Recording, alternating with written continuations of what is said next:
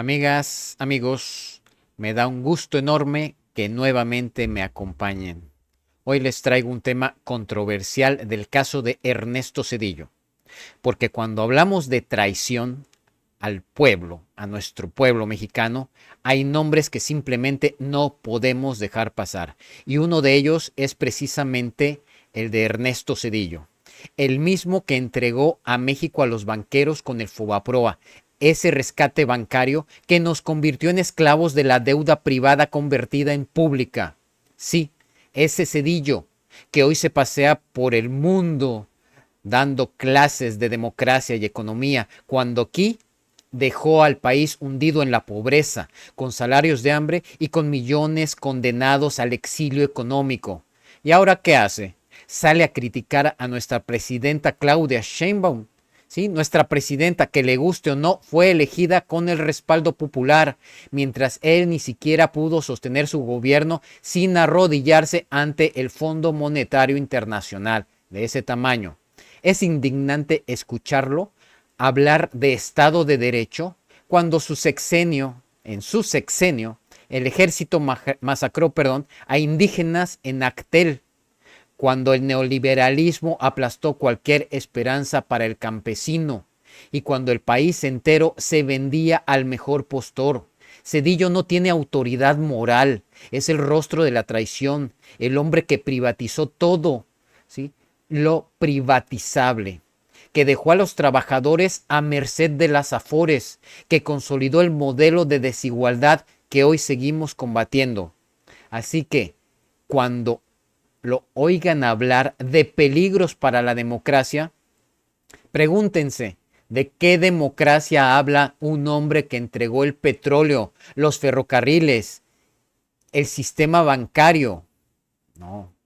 Hoy México tiene memoria y la confrontación con Sheinbaum, nuestra presidenta, no es casualidad. Es el choque entre el pasado que nos saqueó y el presente que intenta reparar todo lo que ustedes, Ernesto Zedillo, destruyeron. Ya basta de amnesia histórica, ya basta de cínicos que vienen a dar lecciones después de haber dejado un país devastado. Amigas, amigos, hoy vamos a desmenuzar al personaje que representa lo peor del saqueo neoliberal en México, Ernesto Zedillo, porque no basta con señalarlo como el expresidente que entregó al país a los intereses extranjeros y a las élites financieras. No, es necesario entender cómo hasta hoy cada peso que pagas, que pago, que todos pagamos en impuestos, cada ISR, el impuesto sobre la renta, que nos descuentan del sueldo, cada centavo de IVA cuando compramos una tortilla, un refresco, un kilo de frijol, una parte va directo a pagar el crimen económico que dejó el señor Zedillo. Hablemos claro, Zedillo fue el artífice del rescate bancario llamado Fobaproa, ¿sí? Él fue el que lo construyó, ¿sí? Ese paquetito envenenado que convirtió deudas privadas en deudas públicas. Los banqueros quebraron por su irresponsabilidad, por su ambición desmedida. ¿Y quién los rescató? Tú, yo, todos los mexicanos, porque Zedillo decidió que los errores de los ricos los pagara el pueblo. Cada mes, cuando recibes tu nómina y ves ese descuento del ISR, no creas que todo se va a salud, educación o seguridad. No, señor. Una tajada se va a pagar los intereses del Fobaproa, a cubrir los agujeros que dejaron los bancos, las inmobiliarias, los especuladores de los 90. Llevamos más de 25 años pagando y todavía falta. ¿Y el IVA? Lo mismo. Cada vez que compras un refresco, que pagas una comida en la calle, que adquieres un simple chicle, una parte del IVA se destina al servicio de esa deuda infame. ¿Te suena justo? ¿Te parece moral que generaciones completas sigan pagando los excesos de un puñado de magnates salvados por Zedillo? Pero ahí no terminó el daño. Este hombre privatizó los ferrocarriles, destruyó el sistema ferroviario nacional que era patrimonio del pueblo. Así es, ¿sí? Aquí es por eso que Zedillo, como nos dice esta nota, podría ir a la cárcel por el Fobaproa. Esto dice Sheinbaum, ¿sí? Porque hoy, amigos, amigas, hermosa familia mexicana, hoy México paga las consecuencias. Tenemos un país dependiente del transporte carretero, con carreteras concesionadas a empresas privadas, con peajes cada vez más caros, ¿sí? O sea, las casetas de cobro, porque el ferrocarril nacional, que podría abaratar costos, fue regalado a cambio de migajas. En el campo, el impacto fue brutal. El modelo neoliberal impulsado por Zedillo abandonó al campesino por completo. Se abrió la puerta al maíz transgénico, se desmantelaron apoyos y lo que quedó fue una migración masiva hacia Estados Unidos. Millones de mexicanos expulsados por un modelo económico que concentró la riqueza y exportó la pobreza. ¿Y qué me dices? ¿Qué me dicen ustedes del sistema de pensiones? Zedillo fue quien nos entregó a las Afores. Exactamente. Bien, por aquí les traigo la nota.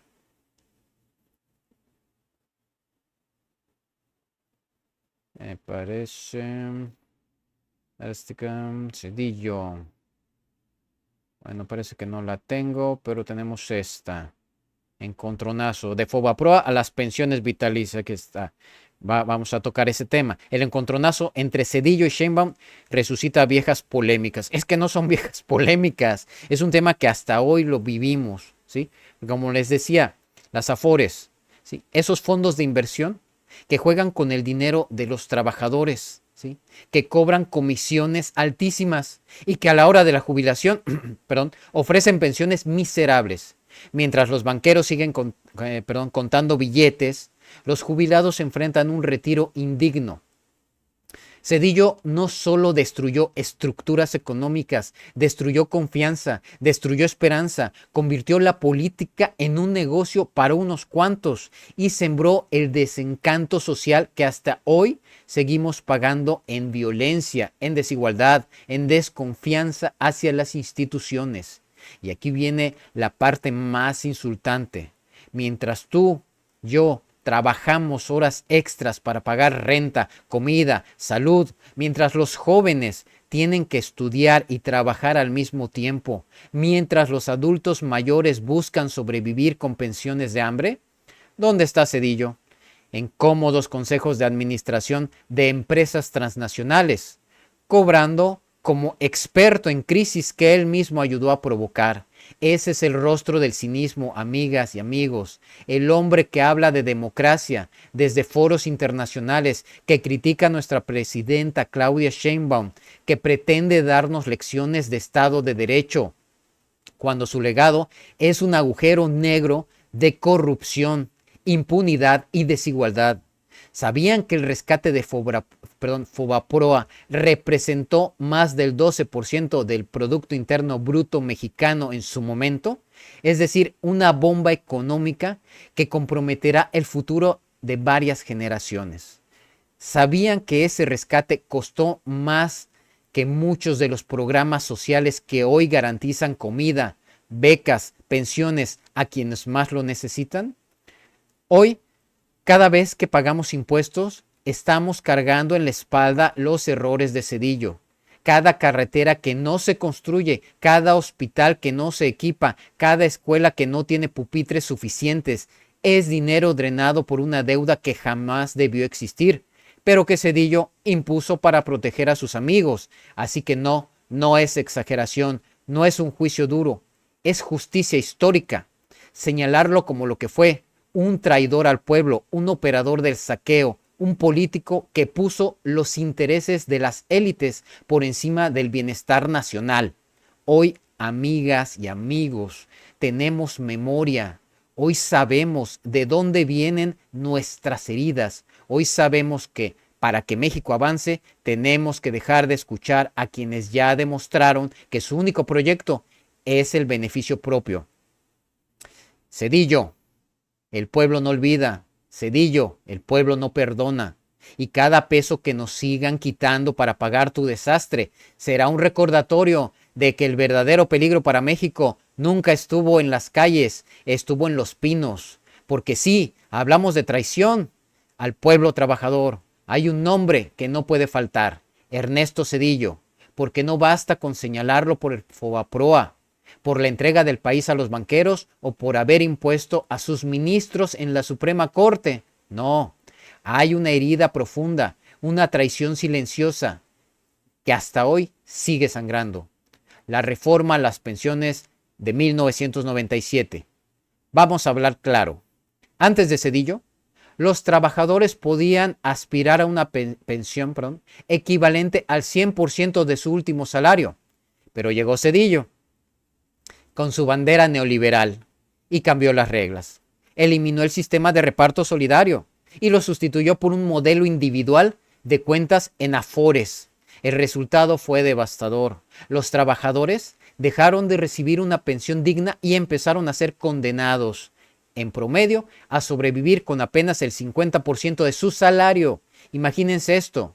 Una persona que trabajó 30 o 40 años, que entregó su vida al país, que cotizó cada quincena, llega a la jubilación y descubre que lo que recibe apenas le alcanza para la mitad de su renta, para la mitad de sus medicinas, para la mitad de su despensa. Eso no es una reforma, eso fue un robo institucionalizado. ¿Y qué provocó esto?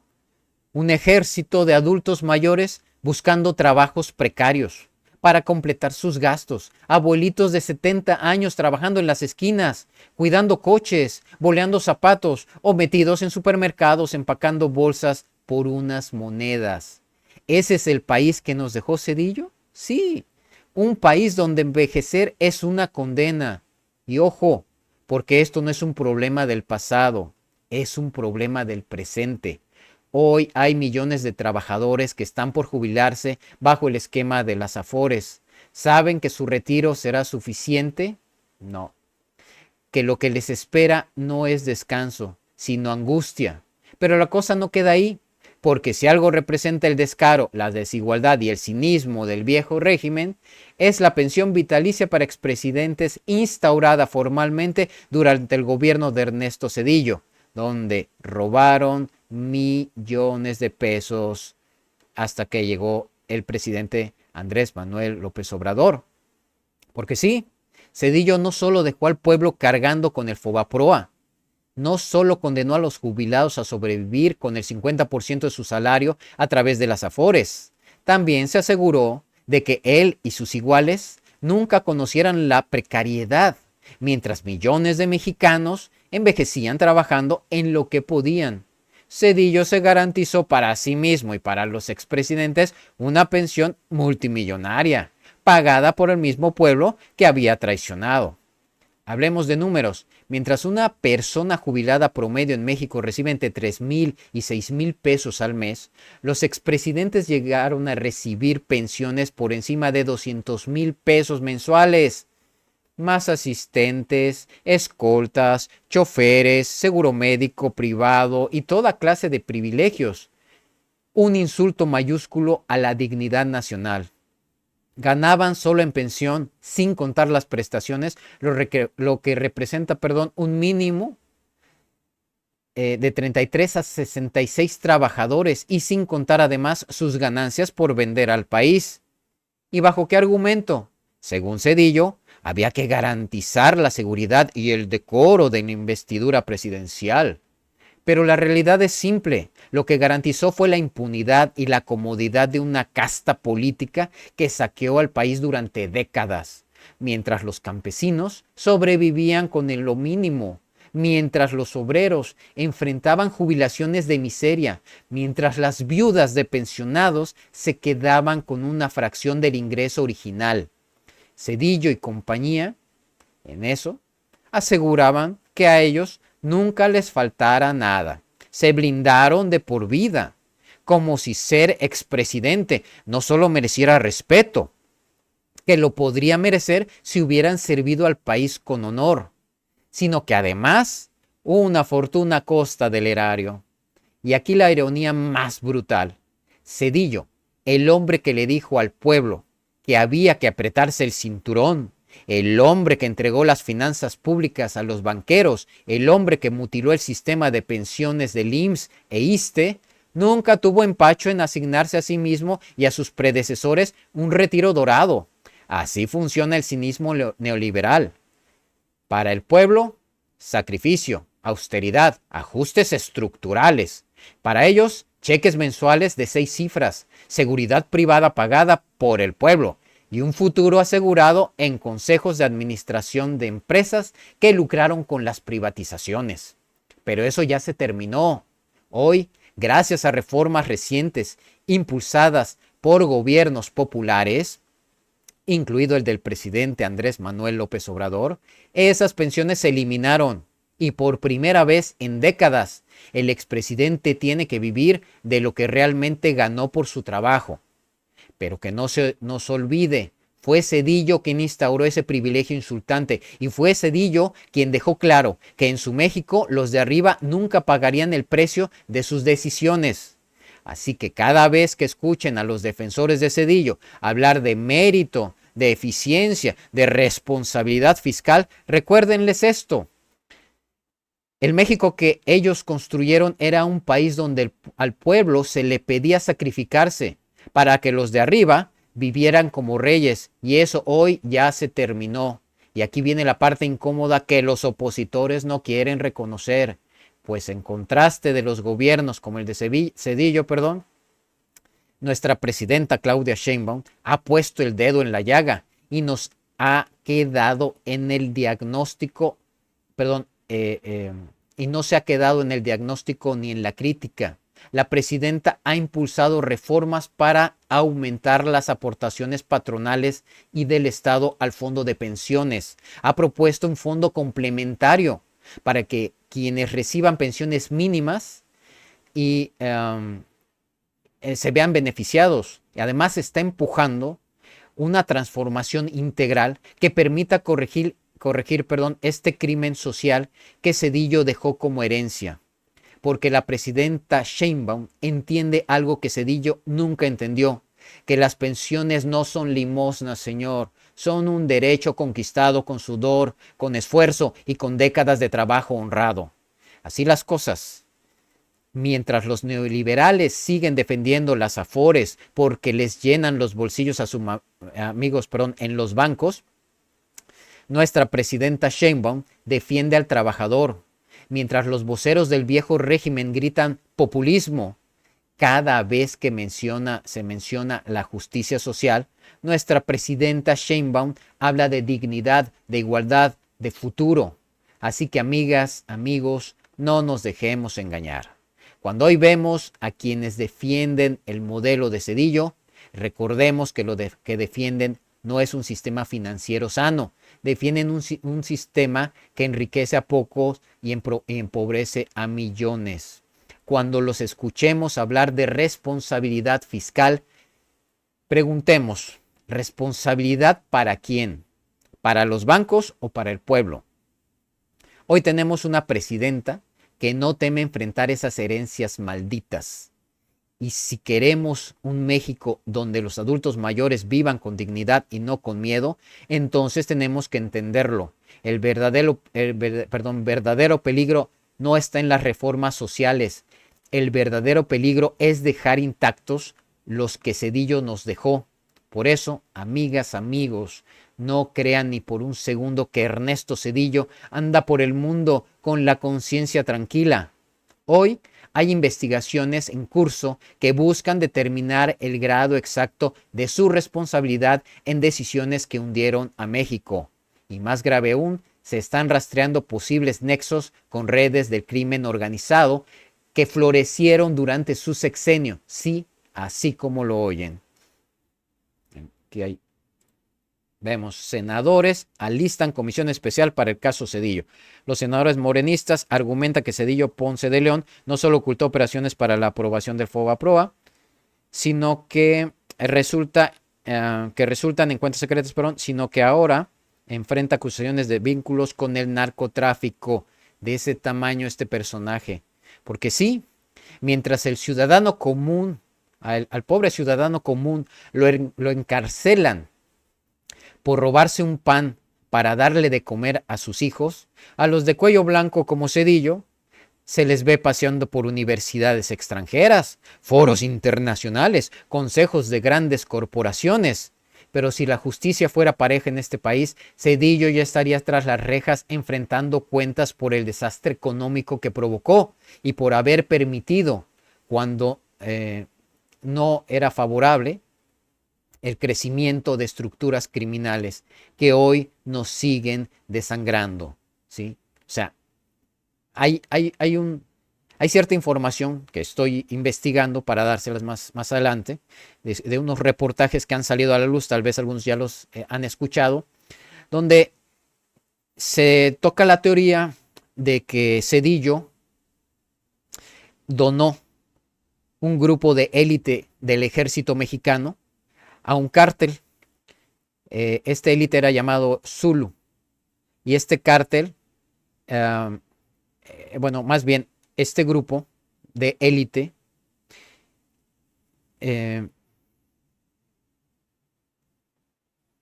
tenían un gran entrenamiento militar.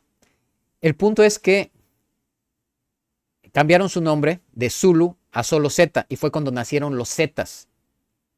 Más adelante les daré esta información que está muy importante, muy interesante. Ahorita todavía está como un chisme de redes, pero se los voy a dar con datos más verídicos y más adelante se los estaré dando.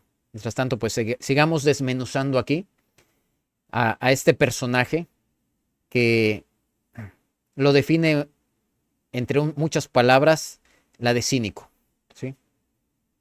Continuemos con el tema, ¿sí? A todo esto que les venía diciendo, ¿dónde está Zedillo hoy? En Estados Unidos. Desde allá observa, critica y pontifica como si fuera un mártir o un santo. ¿Por qué no vive en México? Porque lo sabe, porque lo intuye. México lo repudia, porque Zedillo entiende que su exilio no es lujo, es huida, no es comodidad, es miedo, porque sabe que lo que hizo merece cárcel. Y no exagero, hablamos de decisiones que hipotecaron el futuro de millones, que destruyeron vidas, que pavimentaron el camino para el caos que vivimos en seguridad y desigualdad. Por eso le damos un alto al cinismo descarado, que no nos vengan ahora sus defensores a tratar de lavarle la cara, porque hay un grupito, políticos, empresarios, opinadores, que defienden a Zedillo como si fuera un héroe incomprendido, pero la verdad es más simple y más sucia. Lo defienden porque su amo es el chayote, porque en el fondo quieren que vuelva ese régimen de privilegios, de saqueos, de contratos bajo la mesa, donde la riqueza nacional era repartida entre unos cuantos, mientras el pueblo recibía migajas. A esos defensores les pregunto, ¿de verdad creen que México quiere volver al tiempo donde la deuda nos ahogaba, donde el campo estaba abandonado, donde las privatizaciones eran el único lenguaje del poder? ¿De verdad se olvidaron que el Fobaproa lo seguimos pagando todos hasta el último mexicano, mientras los bancos celebran récords de utilidades? Que no nos engañen. Zedillo no es un visionario ni un estadista, es el rostro del neoliberalismo rapaz, del abandono social, del negocio privado con dinero público. Y si la justicia avanza como debería avanzar, no es descabellado proyectar un escenario donde Ernesto Zedillo termine tras las rejas, rindiendo cuentas por los delitos económicos y sociales que cometió.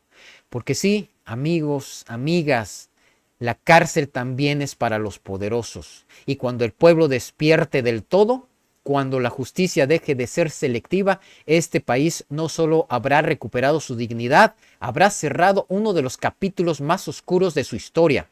Así que cuidado con los nostálgicos del saqueo, porque quienes piden el regreso de ese modelo no lo hacen por convicción democrática, lo hacen porque extrañan el dinero fácil, esos privilegios. Y eso tiene nombre, servidumbre, servidumbre al chayote. Hoy tenemos memoria, Hoy tenemos voz y hoy tenemos la firme decisión de no permitir que Zedillo, ni sus cómplices, ni sus aduladores nos sigan viendo la cara. Amigas, amigos, después de todo lo que hemos vivido, después de todo lo que nos han arrebatado gobiernos como el de Ernesto Zedillo, ¿vamos a seguir permitiendo que la justicia en este país esté secuestrada por las élites? Zedillo es el símbolo del poder intocable, es el hombre que caminó entre los escombros que él mismo provocó, blindado por una red de jueces, magistrados y ministros que nunca tuvieron el valor ni la voluntad de exigirle cuentas. Un poder judicial que durante décadas se convirtió en cómplice silencioso de los saqueadores de la patria. Pero hoy México está ante una oportunidad histórica. Este 1 de junio tenemos en nuestras manos algo que generaciones enteras no pudieron imaginar: la posibilidad de elegir a quienes deben impartir justicia. Por primera vez podremos decidir quiénes serán jueces, magistrados y ministros. ¿Y saben qué significa eso? Significa que podemos romper el círculo perverso que ha protegido a políticos como Zedillo. Significa que podemos construir un país donde el poder judicial no sea una fortaleza de privilegios, sino una herramienta al servicio del pueblo. Significa que quienes han saqueado, traicionado y empobrecido a México ya no tendrán refugio detrás de togas ni escritorios. Porque sí, amigas, amigos, si hubiéramos tenido un poder judicial verdaderamente independiente, Zedillo no estaría dando conferencias en Nueva York o paseándose por consejos de transnacionales. Estaría aquí enfrentando a la justicia mexicana. Así que este 1 de junio no es cualquier elección. Este 1 de junio es una cita con la historia. Es nuestra oportunidad de decir: nunca más jueces al servicio del dinero, nunca más magistrados al servicio del poder, nunca más ministros que le den la espalda al pueblo. Se los digo directo. Si no participamos, si no salimos a votar, entonces el legado de Zedillo y de tantos como él seguirá pesando sobre nuestras espaldas. Pero si votamos, si alzamos la voz, si llenamos las urnas de dignidad, estaremos dando un golpe histórico al corazón de ese viejo régimen. Que nadie les diga, perdón, que su voto no vale, que nadie les diga que no sirve. Porque este 1 de junio lo que está en juego no es solo una elección, es el futuro mismo de la justicia en México. Amigas, amigos, después de todo lo que hemos vivido, después de todo lo que nos han arrebatado gobiernos como el de Ernesto Zedillo, ¿vamos a seguir permitiendo que la justicia en este país esté secuestrada por las élites? Porque no olvidemos, Zedillo no solo destruyó la economía, no solo nos hundió en la deuda eterna del Fobaproa, no solo privatizó los ferrocarriles, ni nos entregó a las Afores. No, Zedillo fue todavía más lejos. Durante su gobierno removió a los ministros de la Suprema Corte de Justicia de la Nación y colocó a los suyos a dedo para asegurarse que nadie frenara sus planes. De esa manera. Aquí tenemos la noticia. Por aquí la traje. Aquí está. Así fue la vez que Ernesto Zedillo tomó la drástica decisión de reducir la Suprema Corte. Durante el mandato de Ernesto Zedillo como presidente de México, se llevó a cabo una significativa reforma en el sistema judicial, según dice esta nota. Pero no fue una reforma, ¿sí? Fue algo más grave, ¿sí? Porque en 1994, bajo el pretexto de modernizar la Corte, Zedillo barrió con los ministros incómodos y armó una Suprema Corte a modo, hecha a su medida, para blindar sus reformas, para ligar sus privatizaciones y para garantizarse impunidad. Eso no fue un acto de estadista. Fue un golpe técnico al equilibrio de poderes. Fue asegurarse de que la justicia respondiera al Ejecutivo, ¿sí? O sea, al presidente y no al pueblo. ¿Y cuáles fueron las consecuencias?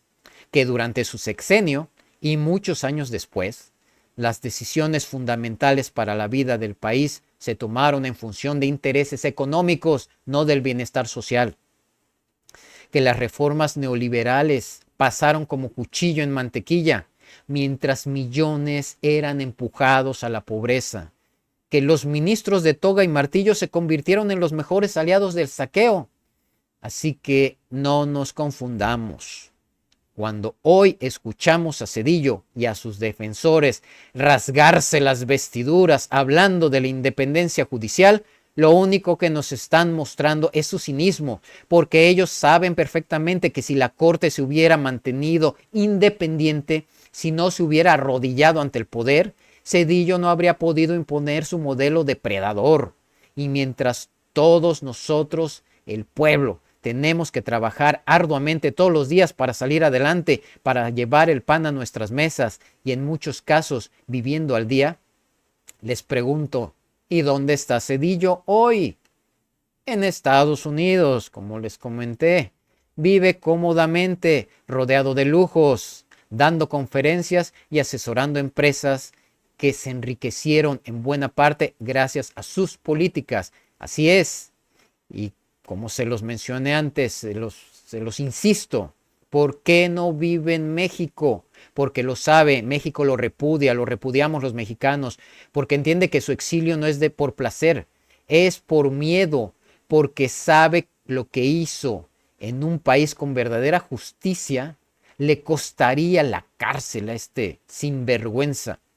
Pero no olvidemos, amigas, amigos, mientras tanto que nosotros seguimos en este país, no nos dimos el lujo de huir a Estados Unidos, estamos pagando y seguimos pagando la desgracia que él nos dejó.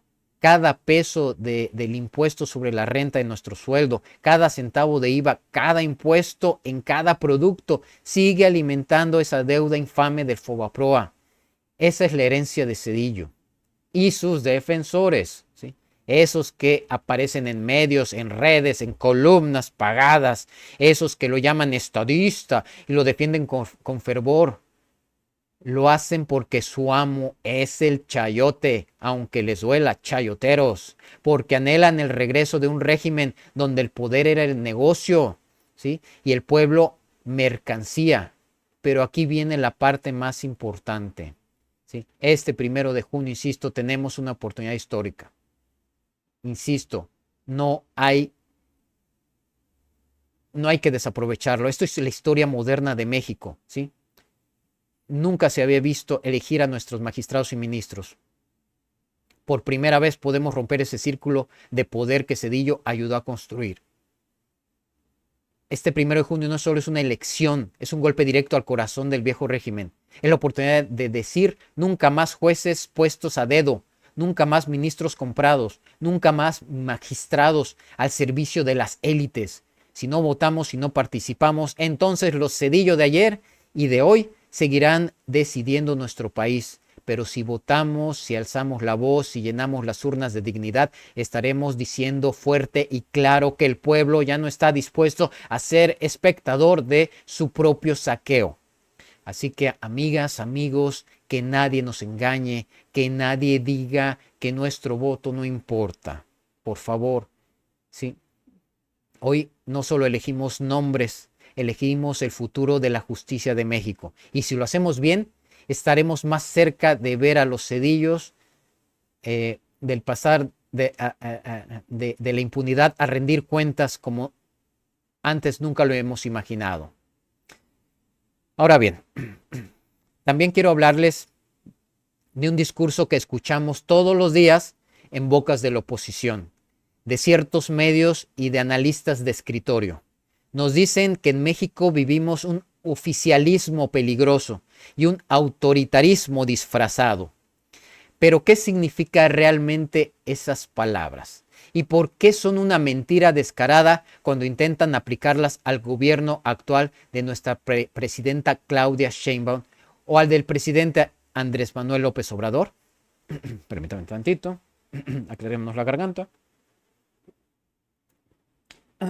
Perdón, muchas gracias. Primero vamos por partes. Oficialismo significa que todo el aparato del Estado gira en torno a aplaudir ciegamente al gobierno, que no hay crítica interna, que las instituciones dejan de servir al pueblo y solo obedecen al líder en turno.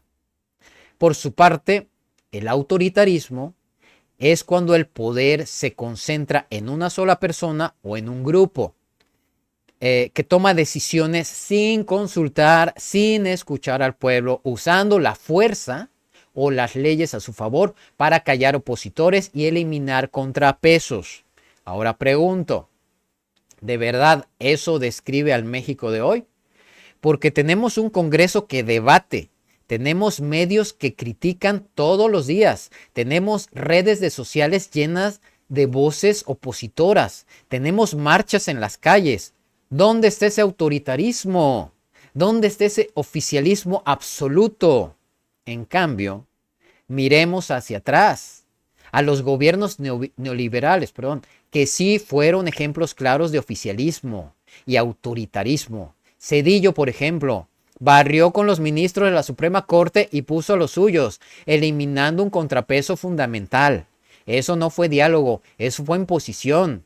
Durante su sexenio, los medios masivos operaban alineados. Televisa, TV Azteca, los periódicos más importantes, todos cuidaban no incomodar al poder, porque vivían del presupuesto público, de concesiones y privilegios.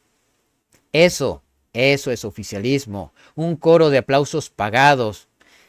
¿Y qué decir de la represión? En Chiapas, tras el levantamiento zapatista, Zedillo no apostó por el diálogo, apostó por el ejército. Y en Acteal, el Estado permitió cuando facilitó una masacre de indígenas que protestaban contra las injusticias. Eso, amigas, amigos, es autoritarismo. Sigamos durante este gobierno alzando la voz. No nos vamos a dejar, ¿sí? Porque tenemos más ejemplos, como en el mandato de Carlos Salinas, ¿sí? Donde se compraron voluntades de gobernadores, diputados, senadores, líderes sindicales, usando dinero público y chantajes. Eso no era negociación política, eso era sometimiento. Otro ejemplo, durante el gobierno de Vicente Fox y Felipe Calderón, vimos un autoritarismo disfrazado, medios comprados a base de contratos millonarios de publicidad, sindicatos arrodillados a golpe de auditorías y en el caso de Calderón una guerra que llenó al país de sangre, sin preguntarle a nadie. Hoy en contraste, ¿sí? En este gobierno, un gobierno fuerte, tenemos un gobierno que ha impulsado consultas ciudadanas, que ha regresado al pueblo al derecho de opinar, que ha enfrentado a los poderes económicos concentrados y ha puesto en el centro programas sociales para los más pobres. Eso no es autoritarismo, eso es gobernar de cara a la gente. Cuando la oposición dice vivimos en un oficialismo peligroso, lo que realmente quiere decir es extrañamos cuando mandábamos sin consultar a nadie. Cuando gritan hay autoritarismo, lo que les duele es haber perdido el control de los jueces, de los contratos, de los presupuestos públicos. Ya no pueden meter mano al erario, porque vamos a decirlo con todas sus letras. Hoy no se persigue a periodistas críticos, como sí ocurrió en el pasado. Hoy no se censuran marchas, como sí ocurría antes. Hoy no se compra la línea editorial de los medios con dinero público, como sí pasaba en los 90. Así que no nos dejemos engañar. Los que claman autoritarismo son los mismos que antes callaban cuando las voces opositoras eran perseguidas. Los que hoy temen al voto popular son los mismos que antes ponían ministros a dedazo limpio, como lo hizo Zedillo. México está cambiando, México está despertando, y lo que a algunos les duele no es un supuesto autoritarismo, es el fin de sus privilegios, porque desde ahora Zedillo no se escribe con Z, se escriben con C de cárcel, de castigo, de cuentas pendientes con el pueblo. Así es, esto le duela a quien le duele y le pesa a quien le pese. Y bueno, mi querida familia mexicana, amigas, amigos, hemos llegado al final de este video. De verdad, muchísimas gracias por acompañarme hasta este punto, por tomarse el tiempo de estar aquí reflexionando juntos. Los invito a que dejen su like a este video, a que se suscriban al canal y activen la campanita para que no se pierdan los próximos videos. También me encantaría leer sus comentarios, saber qué piensan, porque su opinión es muy importante. Y de igual forma les agradezco mucho por todos sus comentarios en mis otros videos. Que Dios me los bendiga. Y recuerden, siempre a la izquierda, con el pueblo.